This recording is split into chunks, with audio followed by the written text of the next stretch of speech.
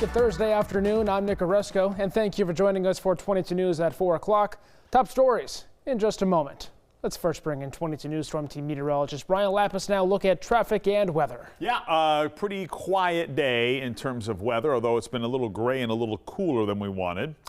Traffic, let's take a look. Really no major problems. Look at that. Mass Pike looks good. I-91 looks good. Even downtown, we're in pretty good shape. So let's quickly pivot to temperatures, and we are cooler than we expected. In fact, in the same neighborhood as we were at this time yesterday. So 36 in Northampton and Westfield and Greenfield, 34 Orange, 37 in Springfield, and temperatures barely, in fact, just below freezing in Pittsfield. And you can see the clouds here. We do have some clearing off to the west, but that may not get in here until tomorrow. We'll track it with our 22 News Storm Team Skycast. Massachusetts Senator Elizabeth Warren joined other Democratic lawmakers in condemning President Trump's tariffs. The lawmakers today released a joint statement calling the president's economy, quote, a full-blown disaster. They say President Trump promised to lower costs on his first day in office, but has done the exact opposite. In their statement, the lawmakers demand the president terminate his tariffs, refund unlawfully collected money, and bring an end to the war. In Northampton this evening, the city will continue its discussion on a proposed generational nicotine ban. The proposal would phase out the sale of nicotine products to future generations by setting a birth year cutoff for legal sales. During tonight's Board of Health meeting, local leaders will take public comments about the potential ban and consider their next steps on the policy. The meeting can also be attended virtually, and we have a link on our website.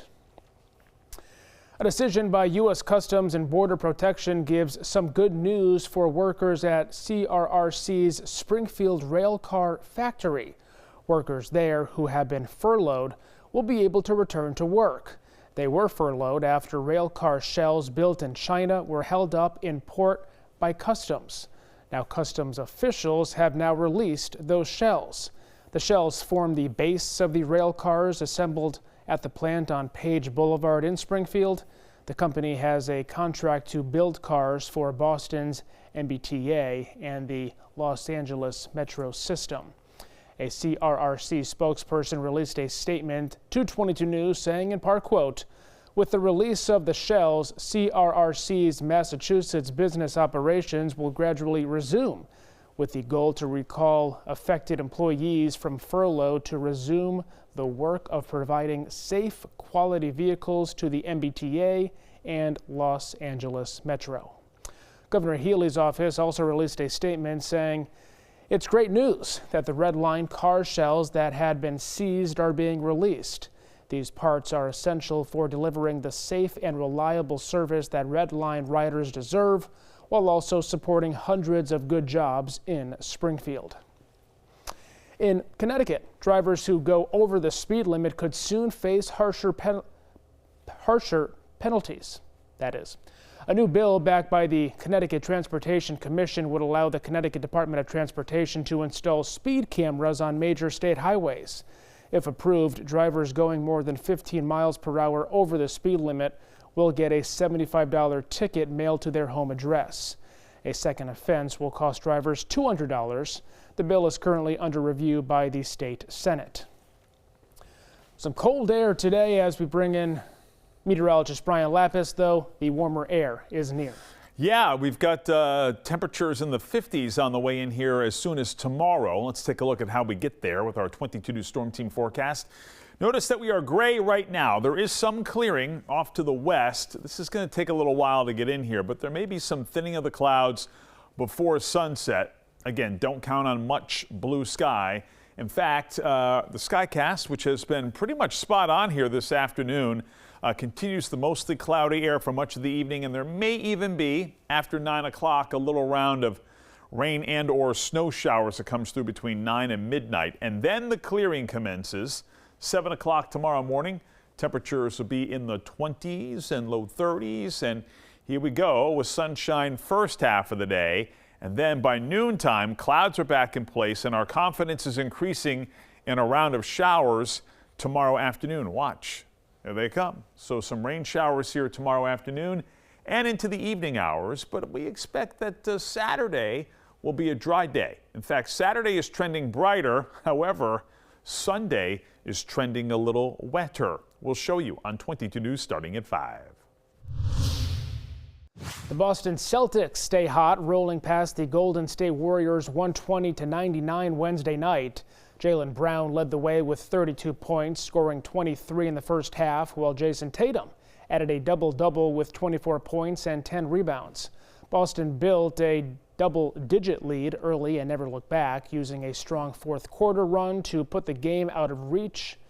The win marks the Celtics' third straight as they continue to gain momentum late in the season. Well, Dunkin is helping its fans say "I do" this spring. The popular donut chain is releasing its wedding cake flavored munchkins on March 20th for National Propose Day. On that day only, people who order 25 or 50 count munchkins can get a free "I do" ring box while supplies last. Couples who post their proposals using Dunkin's "I do" ring box could win a wedding gown from designer Vera Wang. Tonight on 22 News, starting at 5 o'clock, we are learning more about a 12-year-old girl from Enfield who was found dead earlier this week inside a home. Tonight, we'll have the latest from authorities. Plus, call-outs from TSA workers have spiked across multiple U.S. airports due to the partial government shutdown. We'll have an update from local airports as spring break continues. And lawmakers on Beacon Hill are pushing for a bill that offers better protection for cats and dogs in the Bay State. We'll hear from one politician on why they're in favor of it. Brian? A few slowdowns have begun, namely at the end of 291 as it merges with I-91 in downtown Springfield, and a little bit slower at the end of 291 as it merges with the Mass Pike. Tomorrow, first day of spring. We'll let you know if we'll be any warmer to set the mood with our 22 News Storm Team forecast on 22 News starting at 5. Let's set the mood. Updates anytime at wwlp.com. Brian, you always set the mood. Also on the mobile app and on 22 News Plus. We'll see you tonight as we set the mood at 5.